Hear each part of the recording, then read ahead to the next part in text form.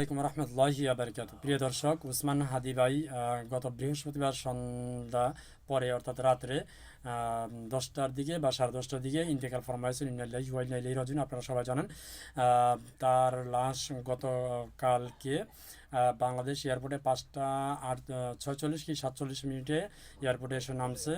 নামার পরে সেখান থেকে সরাসরি লাশটা নিয়ে আসা হয়েছে সোহরাওয়ার্দী হাসপাতালে। বাট এই ছাত্র জনতারা আশা করছিল যে ঢাকা ভার্সিটিতে তার লাশটা নিয়ে আসা হবে। সেখানে ছাত্র জনতারা অবস্থান করছে আজকে প্রায় 2 দিন যাবত। তারা সরছে না, সেখানে আছে। যতক্ষণ পর্যন্ত না জানাজা শেষ হবে তারা সেখান থেকে যাবে না। তো তার জানাজা হবে আজকে বেলা 2টায়। শহীদ ওসমান হাদির জানাজা বেলা 2টায়। শহীদ ওসমান হাদির নামাজের জানাজা আজকে শনিবার বেলা 2টায় জাতীয় সংসদ ভবনের দক্ষিণ প্লাজায় অনুষ্ঠিত হবে। এর আগে নামাজের জানাজা বেলা 2:30টায় অনুষ্ঠিত হবার ঘোষণা দেওয়া হয়েছিল। শুক্রবার সন্ধ্যা প্রধান উপদেষ্টা ফেসবুক পেজে এক পোস্টে বিষয়টি জানানো হয়েছে। এতে বলা হয়েছে, শহীদ হাদির জানাজার সময় পরিবর্তন করা হয়েছে। আজকে শনিবার বেলা 2টায় জাতীয় সংসদ ভবনের দক্ষিণ প্লাজার শহীদ ওসমান হাদির নামাজের জানাজা অনুষ্ঠিত হবে। ইনকিলাব মঞ্চের মুখপাত্র শরীফ ওসমান হাদির মৃত্যুর আজ এক দিনের রাষ্ট্রীয় শোক আজকে শনিবার শোক পালন করা হবে। এই উপলক্ষে দেশের সব সরকারি, আধা সরকারি, স্বায়ত্তশাসিত প্রতিষ্ঠান সহ সরকারি, বেসরকারি ভবন এবং বিদেশি বাংলাদেশ মিশনগুলোতে জাতীয় পতাকা অর্ধনমিত থাকবে। ওসমান হাদির মৃত্যুর খবরের পর অন্তর্বর্তী সরকার প্রধান উপদেষ্টা ডক্টর মোহাম্মদ ইউনূস এই রাষ্ট্রীয় শোক পালনের ঘোষণা দেন। ওসমান হাদির জানাজা আগতদের জন্য ডিএমপি ট্রাফিক নির্দেশনা। ইনকিলাব মঞ্চের মুখপাত্র শরীফ ওসমান বিন হাদির নামাজের জানাজার উপলক্ষে রাজধানীতে বিশেষ ট্রাফিক নির্দেশনা দিয়েছে ঢাকা মহানগর পুলিশ ডিএমপি। জানাজায় বিপুল সংখ্যক মানুষের উপস্থিতির সম্ভাবনা থাকায় শনিবার মানিক মিয়া অ্যাভিনিউ এলাকায় যান চলাচলে নিয়ন্ত্রণ আরোপ করা হবে বলে জানিয়েছেন DMP media and public relations বিভাগের উপ police commissioner DC Mohammad Talebur Rahman এ তথ্য জানান।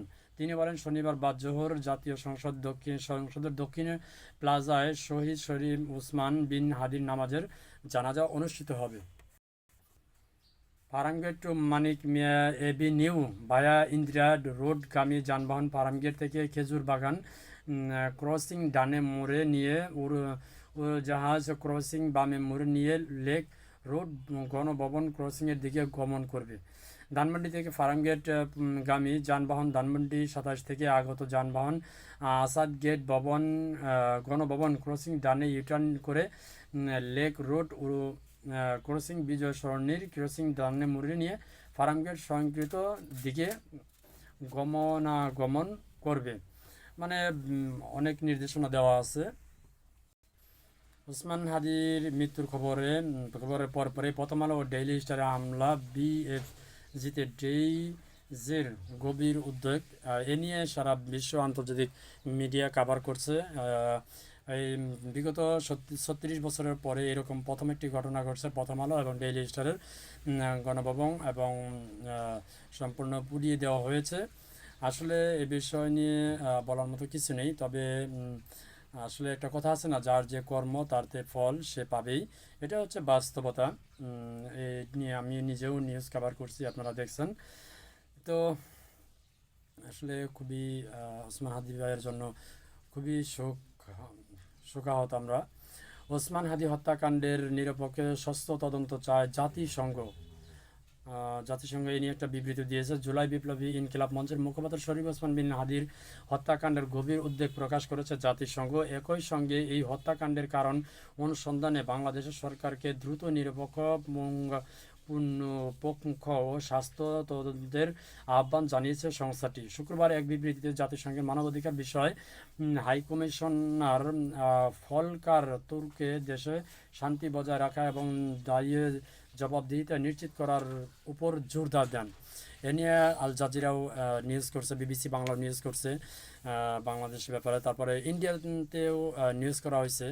আসলে এ নিয়ে আবার ঢাকা শাহবাগ এবং টিএসসি মোড়ে আপনারা জানেন যে আজকে দুদিন যাবৎ টানা বিক্ষোভ চলছে যে হাদির বিচার নিশ্চিত করা হবে। আসলে হাদিকে কে কীভাবে কীভাবে কোনভাবে প্ল্যানিং করে কেন মারা হয়েছে এটা কিন্তু এখন পর্যন্ত অস্পষ্ট, কোনো তথ্য কিন্তু বেরিয়ে আসেনি। আসলে এর পিছনে অনেক বড় কাহিনী আছে, আমি আমার অনেক ভিডিওতেও শেষের দিকে বলেছি, আপনারা জানেন।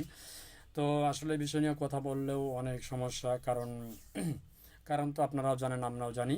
তো যাই হোক, যেহেতু গণমাধ্যমে আসে না সেহেতু বললাম না। ভালো থাকবেন সবাই। ভিডিওটি দেখার জন্য অসংখ্য ধন্যবাদ। আসসালামু আলাইকুম রহমতুল্লাহি ওয়া বারাকাতুহু।